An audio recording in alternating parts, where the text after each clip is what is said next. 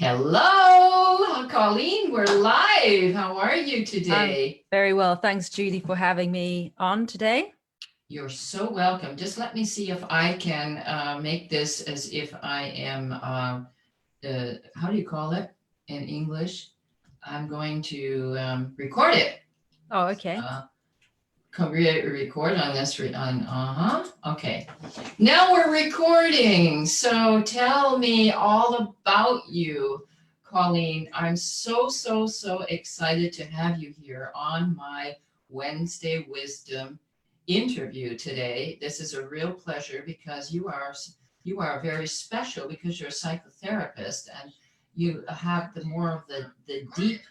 uh, the deep understanding of what happens when we have these limiting beliefs. So tell us a little bit about yourself. Where do you come from? What's your background?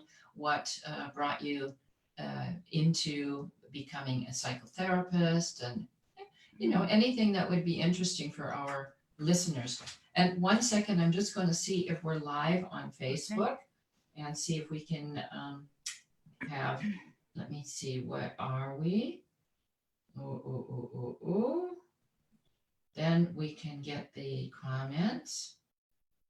Let's have a look here. I don't see us. On. Okay, I'm gonna go out of there. Let's have a look again. I think we are, because I've got it on my phone. Can you see it on your phone? Yeah. Mm-hmm. That's good. I'm just hoping that I can see it on my phone. Yes, we are. We're live. Thank you. Bravo. So now I can see if anybody else is watching. Okay. Up until now, no one has jumped on the call, but I'm sure there will be people who will be taking part on our call. So let's begin, Colleen, and tell me where you There's no one on that group call who will attack you. Oh, okay. I was just got a message. Someone's trying to get into the group. So, okay, continue, my love. Yeah. So I live in London in the UK, and I have been in London for almost 23 years. But I'm originally from Cape Town in South Africa, and so I've lived here long enough for people, not British people, to think I'm English, because as soon as I start talking for a little bit, they can tell that my accent's not totally English. Oh, really? Yeah, British people. Yeah, British people for sure. It takes, not immediately. I'll talk for a little bit and they'll go, "Oh, where are you from?" So they, it's not, British people can pick it up, but nobody else can. So everybody else, even if I go back to South Africa, people now think I'm English. Even my fellow countrymen will think I'm not South African. So I've definitely lost the accent enough for everybody else to think I'm English, but not British people. British people know I'm not. So you sound like the Queen when you talk. I love it. Well, we all are going to help you today. So yeah, my accent was never strong in the first place because I'm a English South African. Afrikaans South Africans often the accent is stronger. So my accent was never that strong to begin with. But yeah, so I have, as I say, I've lived in the UK for almost 23 years, and originally my first career was actually in electrical design engineering, and so it was electricity, designing electricity substations and extra high voltage cable routes. And I did that. Unbelievable. Yeah, it was. It was quite interesting. And at the time when I was involved in it, I didn't see it as that. People would go, "Oh, that sounds." People would almost be quite surprised, like, "Oh, wow," But because I was doing it, it didn't seem that. Yeah, it seems like a man's job, doesn't it? Oh, it definitely was. It was very much a male-dominated industry and environment, but there were a few women. So you were walking around with all these hard clothes with big boots on and Yeah, sometimes, yeah. So I was office-based, so I worked in design.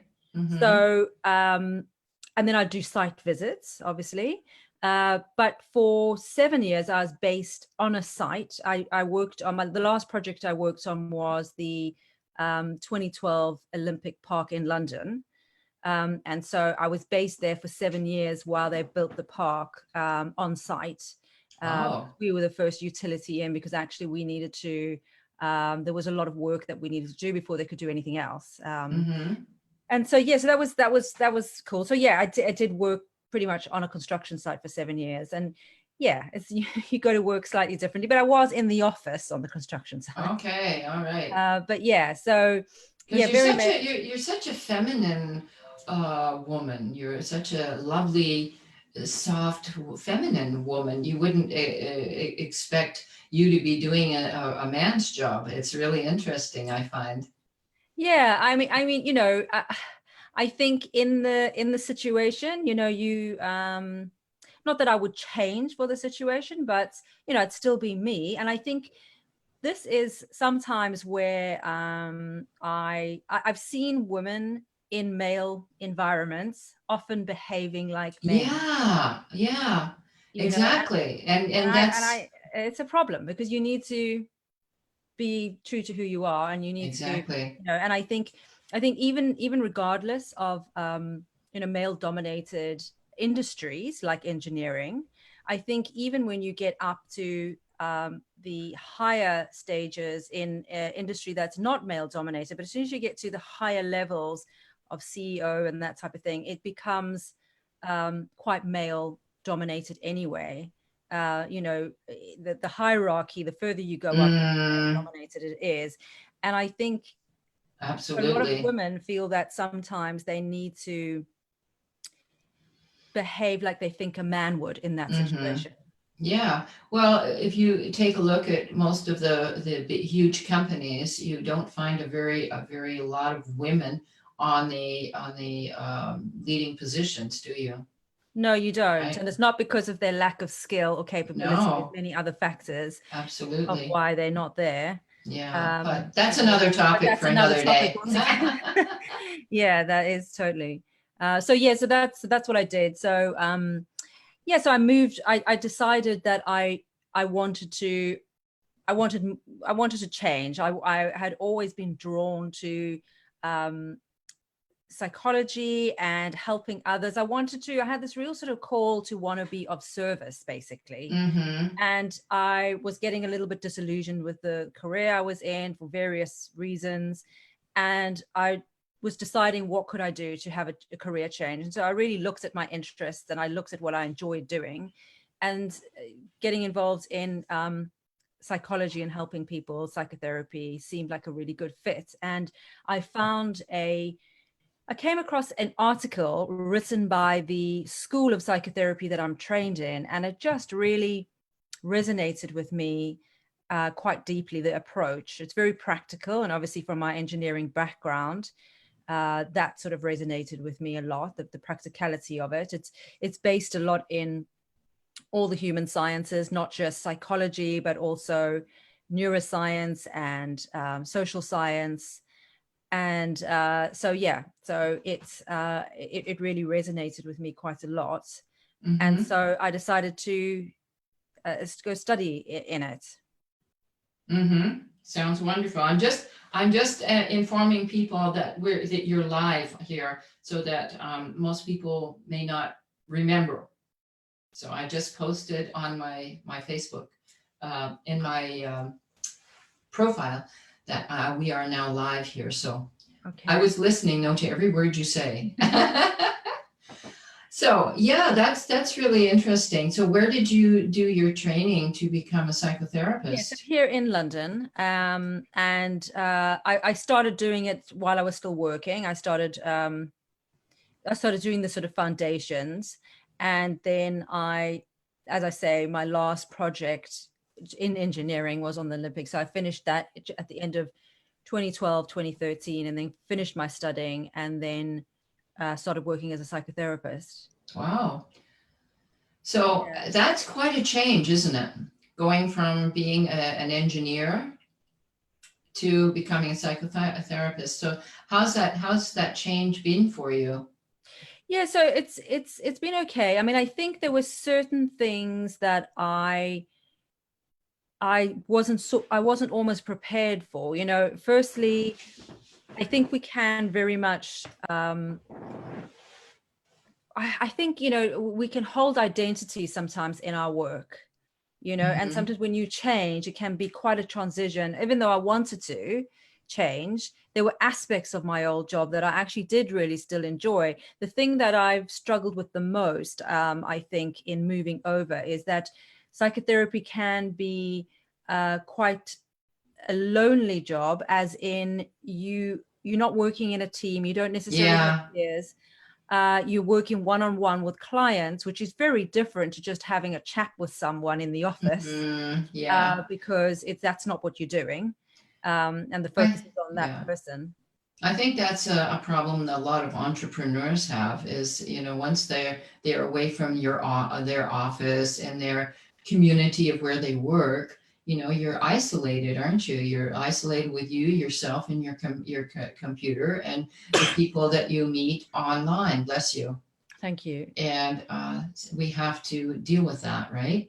To Yeah, absolutely. And I think it's very important, because having connection is a fundamental emotional need. We need to feel connected to others and to feel part of a community, and have, work and our workmates and whatever. That is a sense of community. Yeah, it is. It's an interaction that is important. Yes. It's like our little click here in our mindset, in our mind. Behind stuff. Mastermind. Our mastermind. Thank you very much. My brain is a little bit mush. Our mastermind group, right? Like we've Yeah. become sort of like a little community, and we help and support each other, right? Yeah, So, absolutely. And having that sort of peer support yeah, is exactly. We different need to sort of that. working with the client as well. Yeah, absolutely. Having a peer relationship is really important. And I do have that as a psychotherapist. I do have a peer group which I meet with every month. But Okay. and I have a supervisor as well that I speak to once a month. But Hmm. it is once a month. It's Yeah, not, right. it's not daily contact. So that is Right. the thing I suppose I've missed the most, is working, being part of a team, Yeah. working in a team, because I think I am I do like collaboration. I do like team Hmm. playing. You're a Uh, gregarious personality. I wouldn't say I'm gregarious, but I like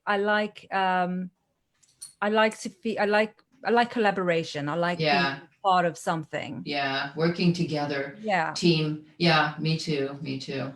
So let's get into our topic today, Colleen, about limiting beliefs. Seems to be a topic that everybody has, even the most confident people have to deal with this topic, with this um, way of being. Where do you think these limiting beliefs come from? What are limiting beliefs, first of all? Tell Yes. us. Okay. So a limiting belief is sometimes, so we have our own personal ones that we'll have, but we also have cultural and societal limiting beliefs that are so sort of conditioned into us that we don't necessarily, even question it. So, an example of that is, I when you sort of say I can't do something, there's a limit to the capability. So an example of that is when in 1954 there was a runner called Roger Bannister, and he broke the 4-minute mile. Before that, nobody thought that you could run a mile in under 4 minutes, and nobody did. And he came along in 1954, and he ran a 4-minute mile in just under 4 minutes. And the interesting thing in that was that year after he broke that record, there were about another 100 athletes who broke it too. But for Wow. how many years, nobody had Mm-hmm. even touched it. And so that is sort of like an example of a belief that was in the sporting or athlete sort of psyche, that you Mm-hmm. couldn't do that.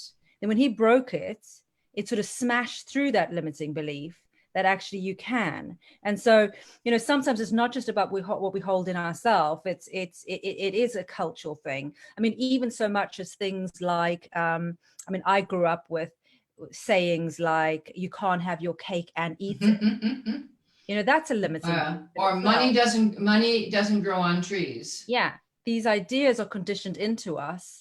Yeah. You need to work really, really hard and work all the hours that God sends in order for you to, Yeah. be successful. And if that is true, then why aren't the people doing really hard jobs like, the nurses, the, garbage collectors, they work very hard because they don't work hard. Absolutely. Or It's not people about who, the amount of effort you put into your right. job.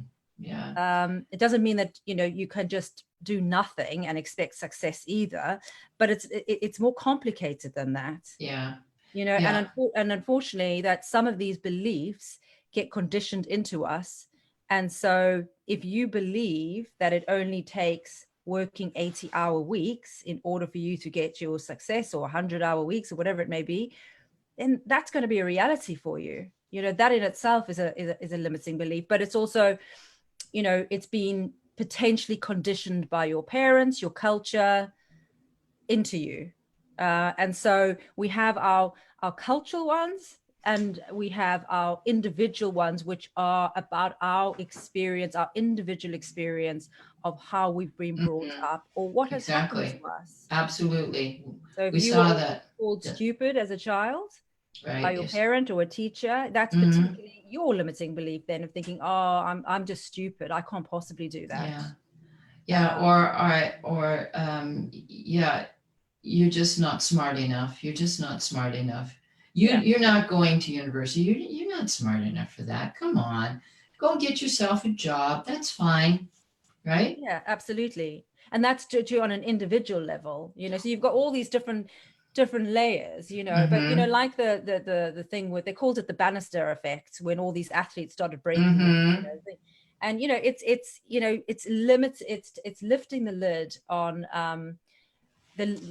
what is possible. It's making people sort of realize, oh wow, all these athletes started breaking. Sorry, I was just taking a look at our comments. Excuse me. We have to be multitasking here. So Ivy Perez is here. Hi, Ivy. Hi, Ivy. Yes, we definitely are social animals and we need interaction. Okay, Ivy Perez. Collaborative efforts help to grow ourselves. Absolutely. Oh yes, the Roger Bannister story, powerful. Doctors believed then that your heart would explode. Cultural and self-limiting beliefs, right? Right. And thank you, Ivy, for all of your comments. We're so happy to have you here. And this is the thing about these limiting beliefs. I get a lot of students, like vocal students, who come to me, say, my mother said I couldn't sing, and only my sister can sing, and I can't sing. Or the music teacher has thrown them out of the choir. You can't sing. I don't want you in my choir. And then they come to me 30 years later or 20 years later and believe they cannot sing. And then they get a gift from someone, from their husband or wife or whatever. And then they come to me for a couple of vocal lessons.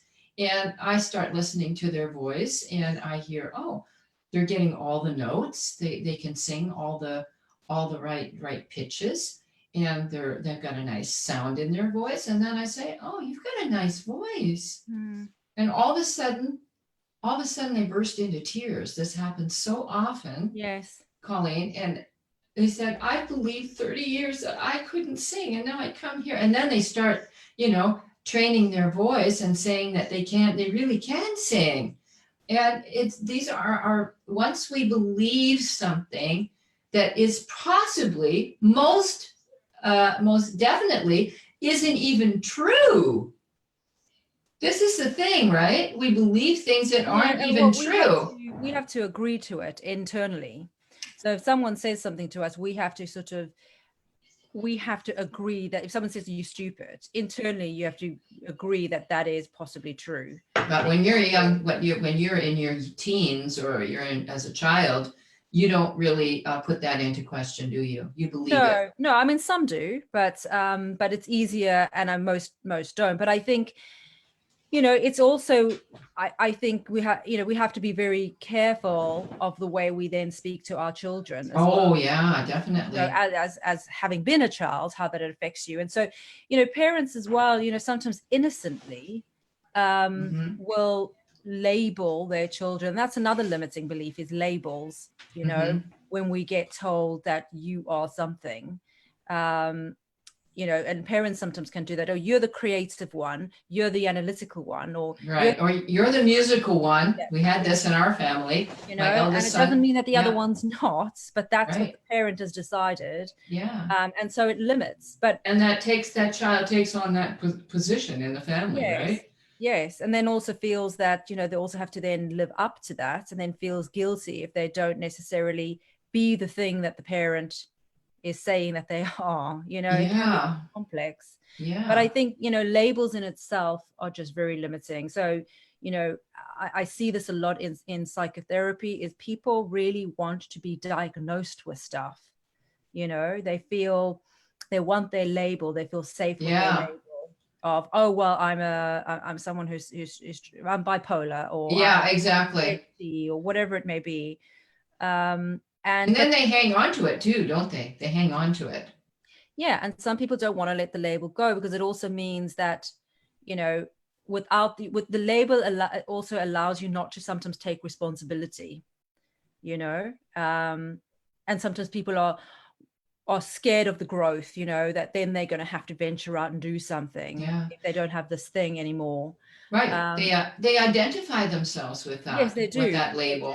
but Well, then that then I can't restricts them. change that. I'm so and so and so, and this I can't change that. But I'm not those musical. are all limiting beliefs. Yes, yes, As soon as you yes. start labeling, I can't because I'm this, or that is a limiting belief in itself. I get it. And we tend to say, I can't whatever, because, like, say, because I can't become the CEO of that company because I'm a woman. Hmm. But there Yeah. always has to be the first for Or everything, or I'm too old. I'm yes. too old, or I'm too young, or I don't Mm, have the enough education, or everybody has all kinds of excuses or exactly. labels Yeah. that stop them from going out of their comfort zone, right? That's right. And I didn't get the right education. I wasn't, there can be so many things. I didn't get the right nurture as a child. That means now I can't do this. There are so many things. And though you are And just limiting yourself all the time. And mhm. these are all the different types of limiting beliefs. Yeah, and then we like to blame others for things that didn't happen in our life. Well, my mother did this or my father did that and I'm a result of that, and so I can't go and do this because of my parents. I'm gonna, they put the blame then on others rather than looking inside and seeing where these things come from, right? Yeah. And it also, And what it taking is, yeah, responsibility for their own yeah, life. absolutely. And you're giving your power away, because Right. you're saying, I can't change anything because of my circumstances, and because of what has happened to me in my life, or my upbringing, or whatever it may be, that I can't possibly go and change anything. You are giving away your power completely, and you're saying, I'm helpless. And that is another limiting belief, this sort of this learned helplessness as well. Exactly. I think I have a little bit of that. Maybe I can present it here. Because I had to do so much as a child, I was telling you about that. I had to, do so much housework and have so much responsibility that I nowadays I can't do anything in the house by myself. I always need my cleaning lady to be there, at least to be there. And then I start, working on my filing my papers, but I just feel so overwhelmed. But it all goes back to a limiting belief, right? That I believe I feel overwhelmed if I have to do housework. I just don't know where to start, or I tell myself I don't know where to start. And Yes, but yeah, is that because when you were having to do so much work as a young girl, of course you were overwhelmed because you yeah, were I so young. was. Yeah. It And was, this, exactly. And this feeling of the overwhelm, the yes. memory of being overwhelmed as a 14-year-old who had to take over and do all the housework and take care of Mm. her siblings has taken over into my life. And I tell myself, this is a limiting belief. You could do this. You can do your housework. Yeah, I mean, I would say it's more than a limiting belief, though. I would because it's more of a pattern that when you are faced with a similar situation, like housework or whatever, you immediately evoke the old pattern of what you felt when you, whatever age you were, 10, 11 years old, Mm-hmm. because it's about, the similarities in situations. So Mm-hmm. our brain is a pattern matching organ. And Mm-hmm. so when we are faced with similar situations, it looks back to everything it has stored for what do I understand about this situation, to how to respond, how to react, how to feel. Do I need to run? Is it safe? Is it whatever? So it looks back on everything. If there's some similarity, it's going to bring up the same emotion in you Yeah. because it's the similar pattern. And so you've got a stored pattern of overwhelm in that situation. It Yeah, could so be. it has a lot to do with our feelings, how we Mm. felt in that situation, and these feelings are get triggered again in the same in the similar Yeah, situation, absolutely. right? It's the same as, like, say someone was in a terrible accident and there was I don't know, the smell of burning tires or something. Mm-hmm. If they have to smell that later on, 20 years later, they will Mm-hmm. potentially still trigger a panic attack or some sort of real Mm-hmm. fight and flight response because the Mm-hmm. smell is stored as a pattern associated to danger.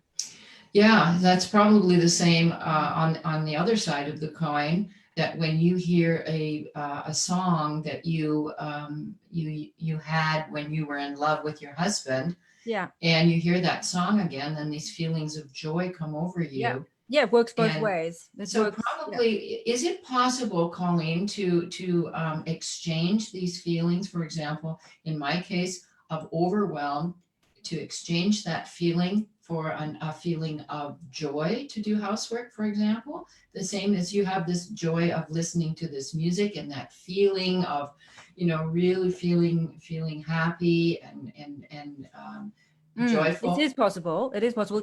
You need to basically you need to change the stored pattern. So, what you have stored in your memory bank, that Mm-hmm. is the key. You need to change the images that are stored there. So you can do various things with visualization and stuff to Mm-hmm. be able to reprogram in a way of what it Mm-hmm. retrieves Mm-hmm. and what it associates with. Mm-hmm. So it's Well, about changing the imagery and the association with the feelings with that. so that There's you get various things another, that can be done. like getting another feeling about, having that visualization of a beautiful, ordered, tidy house where everything is nice and clean and it smells good, and you feel really happy about it, right? For Mm. example. Yeah. Yeah, so now we're getting into more now of now we've sort of spoke about what limiting beliefs are, and now we're getting more into the what can we do to change these limiting beliefs into empowering beliefs, and to get a more positive um, attitude Mm. towards those things that we have been negative about, right? Yeah. So, I mean, the first thing is to become conscious of them, to listen to your story, listen to what you're telling yourself, because most of this stuff is just going under the radar and it's just there. We Yeah, don't even we don't people. even not even aware of the story that keeps on going on in our head of what we can and cannot do. And Mhm. Yeah, it's we not sort of put it under the carpet. That's what's the word for it in jargon, psychological jargon? We eliminate it. No, we Suppress. suppress it. Right. We suppress it and we make as if it's not there. Yeah, I mean, there's repress and suppress. One is that you're Mhm. unconsciously doing it, and one is you consciously running away from the feelings.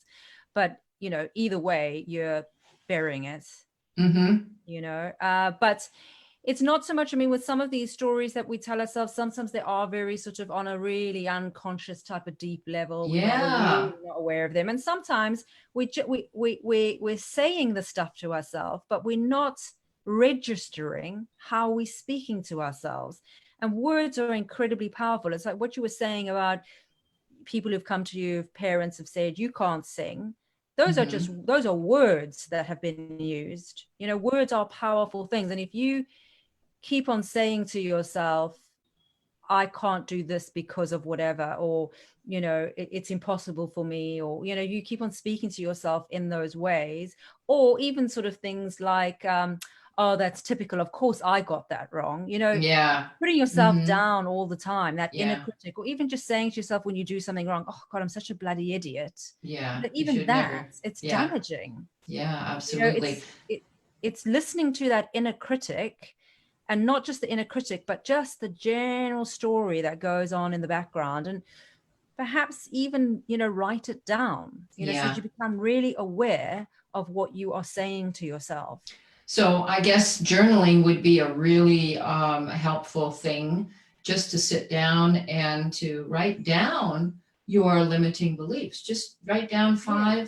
five limiting beliefs that you have about yourself. Yes. I am Yeah. a terrible housewife. I can't get up in front of an audience and sing or speak. Um, I'm not able to whatever, right? I can't do this or I can't do that.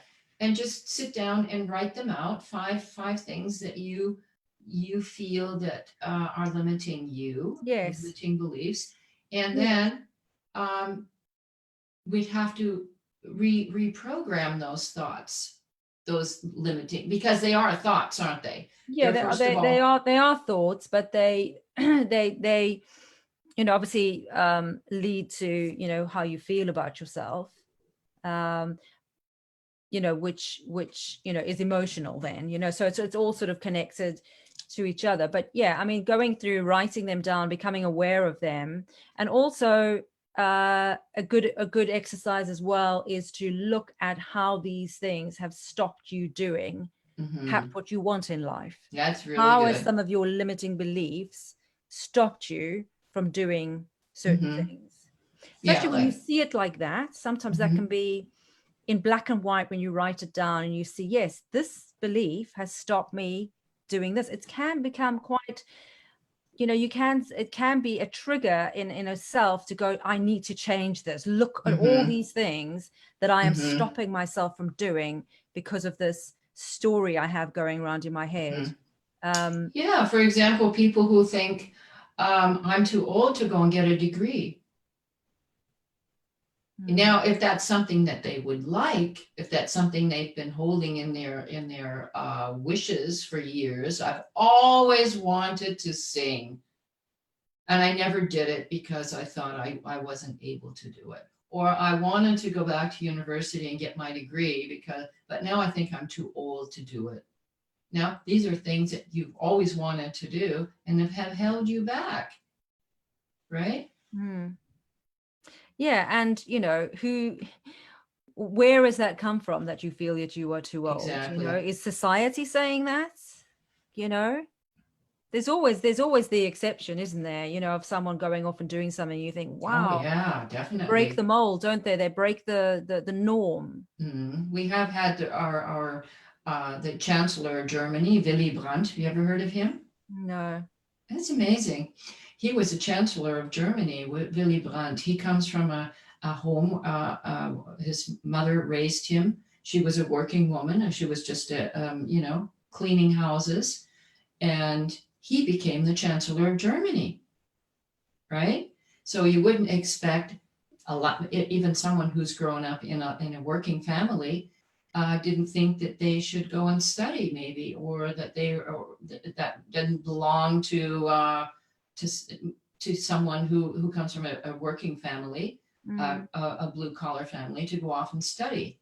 Oh, that's going to be too expensive. Well, like go out and get a job and earn some money, because um, these are limiting beliefs. And someone who's always wanted to do that has held themselves back because they felt they didn't belong to their area where they were living, or to their family growing up as a poor blue collar family, for example, right?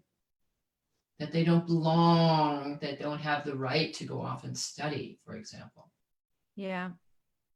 Well, that's it. It's breaking all of that, breaking, because that's not just about what you believe. It's also what perhaps your demographic has preached. We don't do that. That's for other people, not for people like us. It's not just about you. It's about other people. It's about where you come from. Perhaps, as you say, if you come from a really working class family, we don't do that. Right. You're going to go and study? That's what not are you us. talking about? That's ridiculous. You're not going to go off and study. Come on. In our family, everybody gets a training and then they go to work. What's going on with you? You think you're something special or what? Right? Yeah. We just have a couple of comments here. Yeah. Ivy's saying, what about growing up and not necessarily being told negative comments, but hearing incessant judgmental comments about others? That's really interesting, isn't it? Putting others down. And I just wanted to say, Alex Mitla, who is a friend of mine from Zurich, and I just had the pleasure of talking to him. He's also here. Hey, Alex, nice to see you here. So going back to the comment from Ivy, what would you say to that? Yeah, I mean, I think it's just as damaging, being the judgment, because judgment in itself is putting a label on someone. And that is, once again, a limiting belief. Someone is something. How do we know? We can't, people aren't necessarily bad or good. They it's not as simple as that. You aren't necessarily, a bad person or a good person. And neither are others. There's a whole complex mix of you making a real judgment about someone. And putting a label on them. So that is also learning to label others and to know that people live inside these labels. Absolutely. Absolutely. And also, whatever that may be, because we might have judgment, like say, for instance, wealth. We might judge a really wealthy person as, oh, well, they're mean-spirited and wealthy people are selfish, whatever. Why would you ever want to be wealthy if maybe that's what your parents were always saying? Oh, yeah. How many people have limiting beliefs about money? That's a big one, isn't it? Yeah. And I think a lot of people, I know my mom, she always sort of used to say things like, money is the root of all evil. And she would say things like, it was better to be humble and whatever than wealthy. And so this was sort of conditioned into me. Yeah. Or spiritual people don't think about money. Yeah. You don't want money. You don't wish for money. I think that's a big one, because if you want to do good in the world and you want to help people, you don't want money for it. Yes. Right. You're going to do this for the good of your, good of your. Yeah. And that's still a huge issue, especially for people that are, therapy based, like helping others, like especially people who do alternative therapy, or massage, Reiki, all this type of stuff. A lot of people feel like you should be doing it for nothing. It's like a healing type thing. I know I had this problem. Guilty charging, I know I've had this really big, and I think it also comes from a religious background kind of thing, that be humble, as you say, and don't go for money. Money is only for those worldly people who they're not the kind of people that you want to become. And so I had a really big money mindset, limiting belief, because I just thought, well, you can't go out there and ask for that amount of money. What will people think of you? You have become a money monger. Oh gosh, I don't want to be seen as a money monger or something like that, right? Yes, and then also that once again comes down to the fear of them being judged. Yeah, How others view you. yeah. If you So, worry, excessively about being judged, mm-hmm, then that limits you as well. And right. also if you've grown up in a household that is very judgmental, you will worry about being judged because there's a lot of people out there that judge because your own family are judgmental. Yeah, maybe So probably you judge yourself, yeah, judge yourself really harshly and then worry excessively about being judged yourself. right? And probably judging others. And then that totally limits you. Yeah, yeah. um So let's get back to some of the points maybe we can help our listeners before it gets too late. What points could you make? What people can do to reassess their limiting beliefs and how they can how is it really possible? Is it really possible to change a limiting belief and believe something else about yourself or yeah, it about is. yeah? It is. I mean, I think really what it comes down to, as I say, is first figure out what they are. And it Okay, comes point down to, one, they figure out what are your limiting beliefs. Sit yeah, down and write them down, yes, right? Just see what's how it stopped you in your life, number two, see how it yeah, stopped you, right? from doing Up certain and things. yeah, what have you uh always wanted to do and you never did it because of this or that? Limiting beliefs that have held you back. yeah, Okay. and also it's to really know that you are, um like a muscle, or you can exercise your body and Mm-hmm. train your body to become stronger, whatever. You can do that with your mind as well. And we know now that the mind, they call it neuroplasticity. The Mm-hmm. mind at any age, or the brain, should I say, not the mind is a different thing, but the brain can change, and you can change the neural maps within your brain. So we Mm-hmm. have the ability to change our brains. And so you can train your thinking in a different path. It's like exercise at first, it takes a Mm-hmm. bit of determination and what, but if you stick with it and do it, it will become easier and it will become stronger and stronger. And what we Mm-hmm. also know is that so if you think, thoughts follow neural pathways within your brain. And so if you keep on using a pathway, that pathway is going to become incredibly strong and it's going to want to go down there. So the moment something happens, your automatic pathway of thoughts is down there, that because that's what you've always done. So something happens, you immediately start judging, or something happens, you Mm-hmm. immediately start getting angry or start thinking resentful thoughts or whatever, because you've always done that. You think, Mm-hmm. actually, I don't want to be this resentful person anymore, I don't want to Mm-hmm. think these things.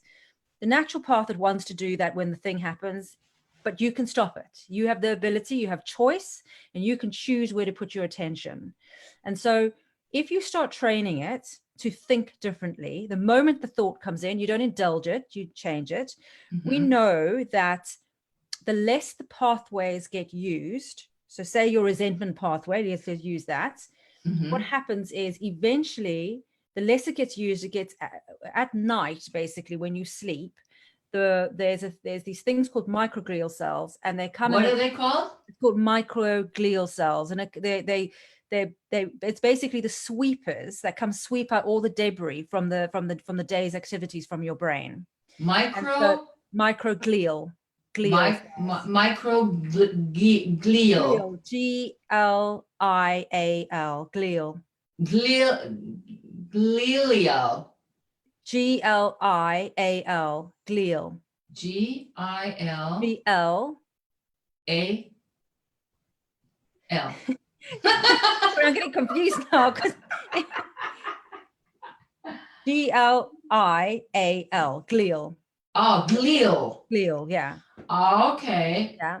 And so, I'm gonna write that one down. Would be nice if we could put that, with a text so that people could see those things, right? yeah, I'm so we gonna, got glial cells, which is about the mhm, formation, and then the microglial cells is about sweeping your brain out basically at night. It happens when we sleep, when we go mhm, into slow wave sleep.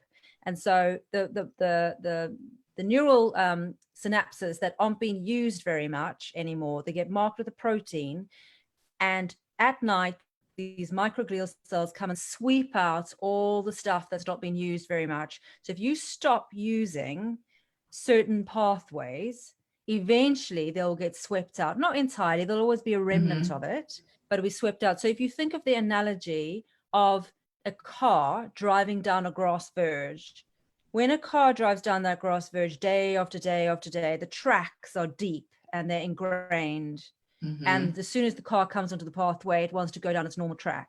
So if you stop driving down that track and you start taking a new pathway, eventually a new really entrenched path will develop and the grass will grow back over the other path. But you'll always, even when that happens, you'll always see, you can see just the remnants of, oh, I think maybe that used to be a track once upon a time. That's kind of what happens in your brain. That's really interesting. So you can change the maps of your brain so that eventually it becomes, you don't even have to try to think the better thoughts. It naturally wants to do that. But at first, you have to train it, and you have to train it, and you have to make the conscious effort to put your attention elsewhere. So it's the same thing when you have these negative thoughts about yourself and about the situation.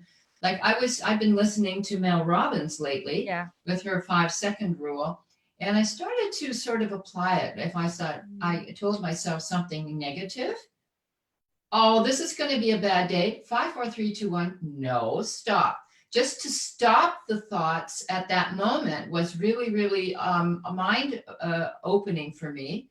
So to have sort of like a special trigger to say, stop. Yes. And the reason why that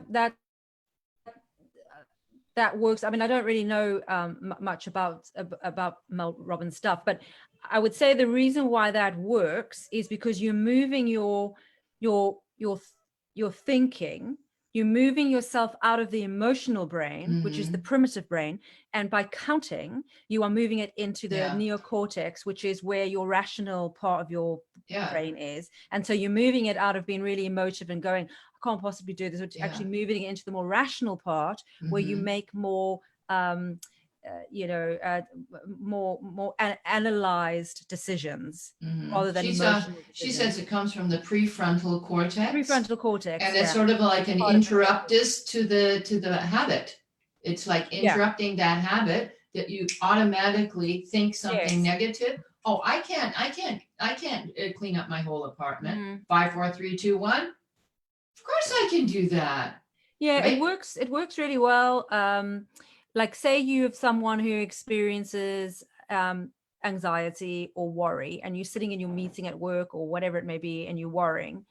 In actual fact, that a very good technique is to do something that takes a lot of cognitive function, where you're engaging the prefrontal cortex. And so you do things like, I will say to my clients, when they're struggling with stuff like that in meetings where you need to be discreet, what you need to do is start counting backwards, say from 100 in sevens, or anything that you find. Some people might find that really easy. I would find counting back in sevens from 100 actually I'd have to think about it quite a lot. That easy for me. Someone might find that really easy. So then it wouldn't, you need to do something that's going to really get your brain thinking. And what that does, it engages the neocortex or the prefrontal cortex. And it switches you from the emotional primitive part of your brain, which is where your fear and your flight and fight comes from, and it triggers the part of your brain which is about rational thoughts and detailed analysis, and that's where you want to be. And then it lowers the anxiety in you because you've engaged that part of your brain. I guess after you've done that, to become aware, first of all, we have a couple of more comments. Let's have a look here. Ivy says the operative word is choice. You can absolutely choose to think differently. Yes, I think that too. You can choose to think differently, but first of all, you have to be aware that thought has to be changed, right? Yeah. Because then we choose. Right, and then choose. First of all, you have to be aware. Write down or start to be aware of those thoughts that are holding you back or are negative, or you notice that they're negative because they're putting yourself down or stopping you from doing something you need to do, right? Yes. And But it is about your choice and where you choose to put your attention. And so, exactly. the saying is, where attention goes, energy flows and What neural you, connection yeah, grows. And so the more you give something attention, it's going to fire up the neural right. synapses, and it's going to bond and connect and make a new neural network, new Yeah, neural that pathway. what you focus on will Yes. become that.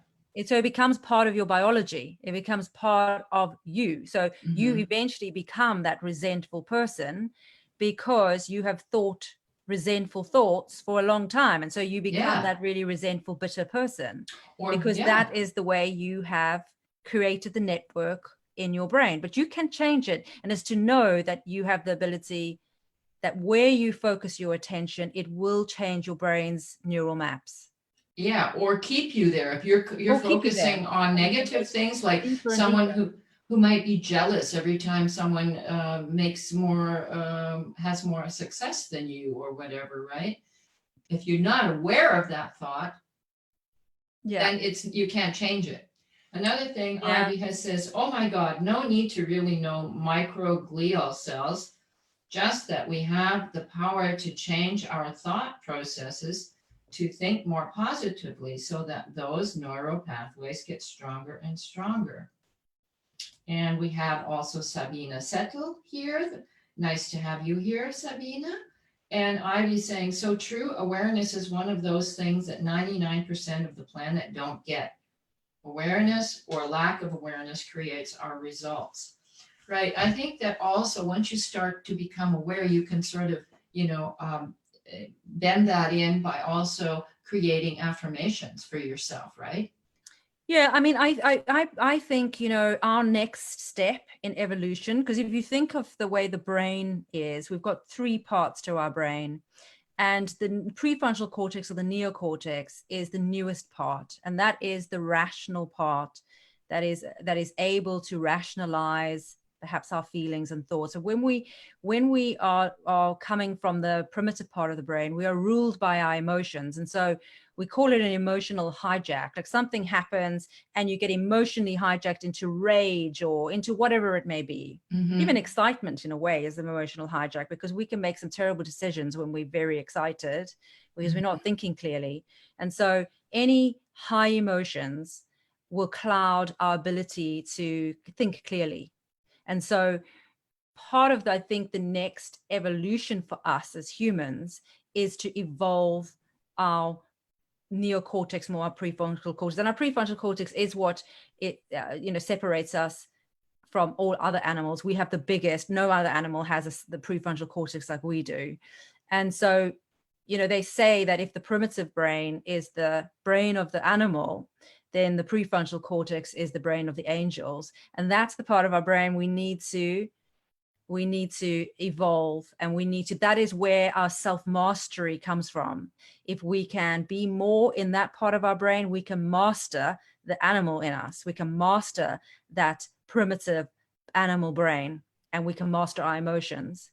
Mm-hmm. And so I think that is where we're heading as a species, is evolving this part of our brain, because it is the newest part, and at the Mm-hmm. moment the primitive part is much more powerful, just Mm-hmm. in the terms of the way the connections work. There's like a super highway up from the primitive part to the prefrontal cortex in terms of pathways, and there's like a tiny country road down the other way. And so we need to evolve that, because at the Mm-hmm. moment we get very much swept away by this emotional brain, this primitive brain is where all our emotions come from. Mm-hmm. And basically emotions are instincts.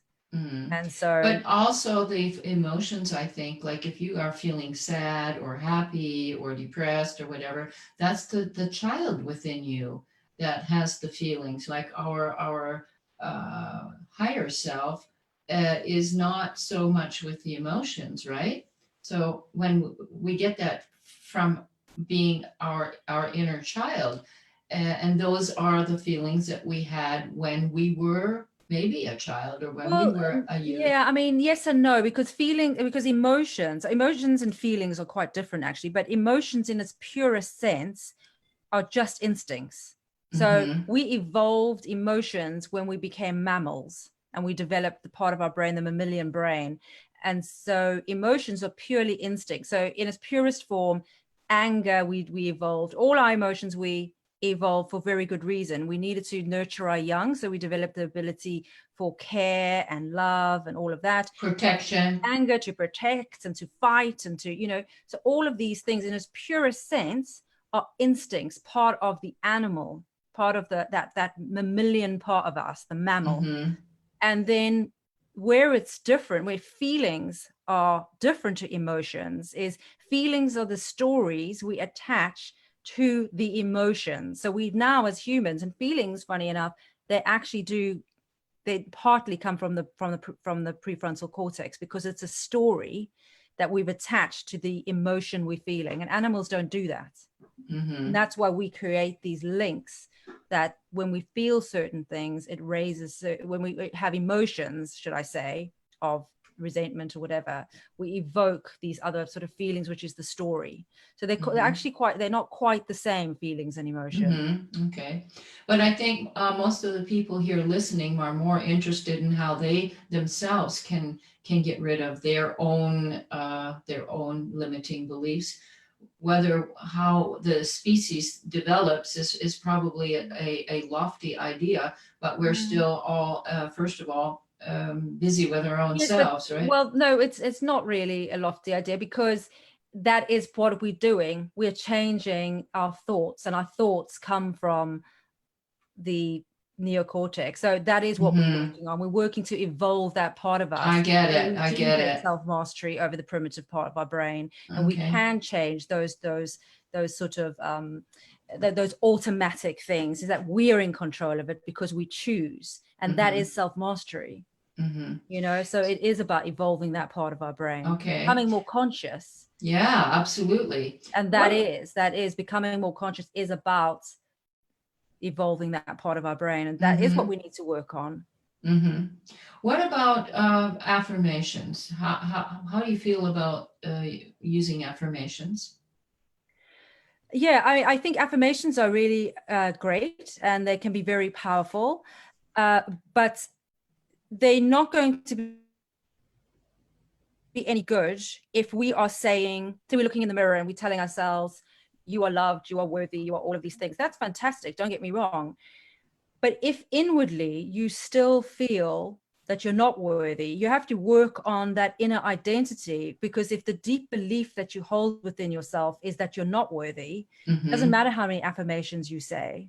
Okay. So you don't think the use of affirmations, even if you use them for a longer point, that can change the prefrontal cortex to make a new neural pathway for these you have to believe it, affirmations? though.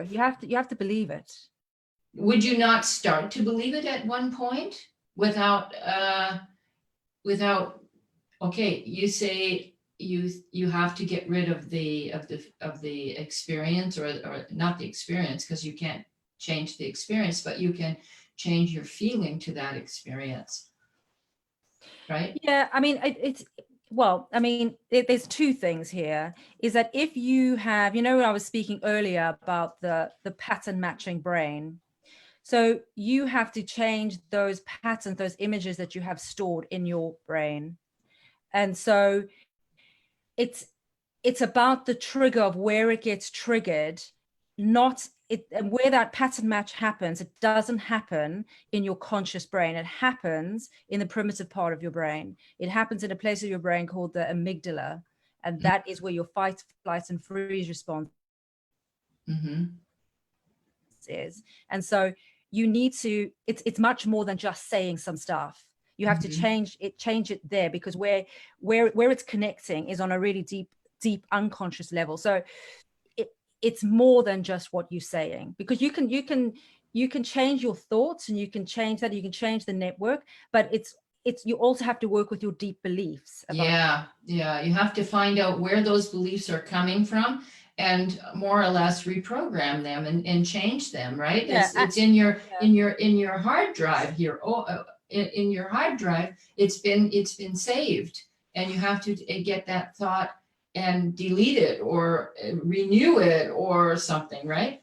Yeah, and sometimes it's about sort of the way where trauma gets stuck in the wrong part of your brain. And so Yeah. there are various techniques and things that you can do to move trauma to the correct part of your brain. So that, you know, that is a separate thing to what you are saying in terms of thinking. You know, this is Mm-hmm. about on a deeper level of where sometimes, if you think we are very complex systems, you know, and the more complex a system is, the more it is prone to disorder. And so sometimes things fall into disorder in our brain, and we have to go and try and sort that out. And there's various things that you can do, but sometimes trauma in itself, it can get stuck into the wrong part of your brain where it shouldn't belong, where memory shouldn't be coming from. And so there are various things that you can do to help move the memories into the correct part of your brain so it understands it, that it's over and it's in the past. Mm-hmm. So Because you can sort of say goodbye to that memory, that it's not paining you any longer. It's there. You don't forget that you had that experience, no, but you don't attach that experience with the limiting feeling of debilitating yourself, right? no, it's about removing the emotional charge Yeah, from the memory.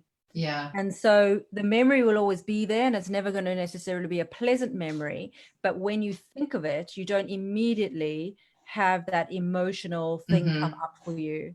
You know, Yeah, either the emotional charge or the emotional bond to the memory is gone, because yeah. the more emotion that is attached to the memory, the more we remember it, or the more it's sort of a vivid memory and you can remember it in every detail. As soon as a Mm-hmm. memory becomes quite hazy, you know that actually there's not a lot of emotional attachment to it anymore. Mm-hmm.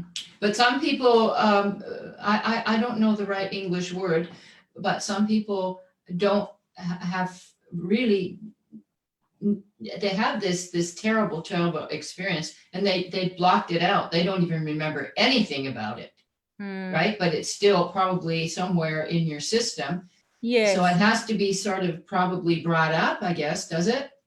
Yeah, I mean that sometimes happens when people go into the freeze state of the fight, flight, and freeze. I mean, it happens a lot with people who have been abused and that type of thing. And then you get sort of, you know, you're going into things where you get dissociative disorders through it, because it's been blocked out so much that they actually dissociate Yeah. almost from themselves. But then you're getting into some much deeper conditions, basically, you Yeah. know, and then Yeah. that Like becomes they. the dissociative disorder, which in the olden days they used to call you know, multiple personalities. Yeah. Yeah. And that happens a Okay. lot. Yeah. We've gotten into some really deep stuff here, Colleen. And I would like to let all of our listeners know that you do online coaching, and if someone needs your help, that you are available, right, for online Yeah, coaching. yeah. And also I'm going to be bringing out a program in towards the end of February, which is a program where we'll be sort of group coaching. It's geared for female entrepreneurs and influencers who are struggling with limiting beliefs. And so what we will be doing is we'll be doing lots of things with visualization, finding limiting beliefs, changing the story, rewiring for Okay. success. How long is this program going to be, and what's it called? So I mean, I haven't got a final name, but my working title at the moment is Rewire for Success for Female Entrepreneurs and Influencers. Okay, sounds good. Sounds good. And yeah, And how long is so it going to be? Is it a it's going to four? be 30 days with Oh, okay. well, it'll probably be more like 5 weeks, because it's 30 days of the program and a week of sort of onboarding and just getting into the Okay. groove and everything like So that. you're going to talk to them each day, like a challenge kind of It thing, won't or be what? every day. It won't be every day, but I will be in the group, and there will be trainings every week, and there will also be a group coaching session every week, and visualizations. And what I'll also be doing is I'll be doing pre-recorded guided meditations on the Oh, particular topic that we'll be addressing that week. So each week will build on the next. And then it will also be about creating the correct state for sort of like attraction. So turning yourself into a irresistible magnet by the end of it. Wonderful. That sounds amazing. I'm so excited to see your program. And perhaps you might want to post your Facebook group here below, and how people can get in touch with you. And I did this morning a coaching session with Colleen, and it was absolutely mind-blowing what she did. And if I had more time, I would. It's Salen. I'm thinking German all the time. I would tell you a little bit about it, but some of the methods that she has for changing these limiting beliefs is really, really, really great. And I wanted to thank Colleen so much for her time today, this morning, doing this for coaching, and also for being on this call today, Colleen. You're very welcome, Judy. And I'm really, really fascinated about how the brain works, and you've made it so clear for me how, the prefrontal cortex and the neocortex and these glial cells. Yeah, I mean, it's not important. As no. Ivy said, it's not actually important what the name is. It's to know that at night, if you stop using pathways, it will be swept out eventually. It will be cleaned out. It will change. It doesn't matter who's doing it or how it's been done, I suppose. Jen, I was just thinking for my students here in my group who are speakers and singers, these limiting beliefs of not, having fear to go live, to not do a video, to not get up on stage, and these are ideas and things that can really, really help people to redo their limiting beliefs and get up there and be heard. Let your voice be heard, right? Yeah. So thank you so much, Colleen. Is there anything else you would like to mention before we leave today? No, I think we covered quite a lot, I think. Yes, we do. It's already 6:15, and we started shortly after 5. So it's been an amazing interview with you today. Okay, we've got a few comments here from Ivy. The inner identity is so key. The belief must override the external, right? And Ivy said, I'm sure that your coaching program will be amazing. This will be great. Thank you, ladies. You're so welcome, Ivy. Thank you so much for being here. And for anyone else who was watching, we are so thankful to have some audience and in our interview. And I'm sure that there will be other people who will be seeing this as a replay. Yeah, also next week, I'm going to be here with a person who, Anja Wagner, she is a German person, but she's going to be speaking English. And she has to do with your energy, of creating, that you get into a higher energy,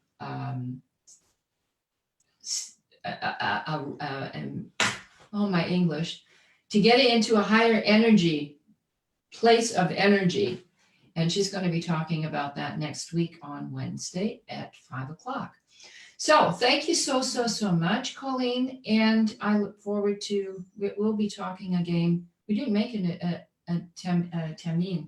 appointment today, but we will make our appointment when we're going to be talking with each other. Okay, thank you so much, everyone, for being here. It's been a real pleasure to have you here, and we look forward to seeing you again very soon. Take care and bye-bye. Bye. Thank you.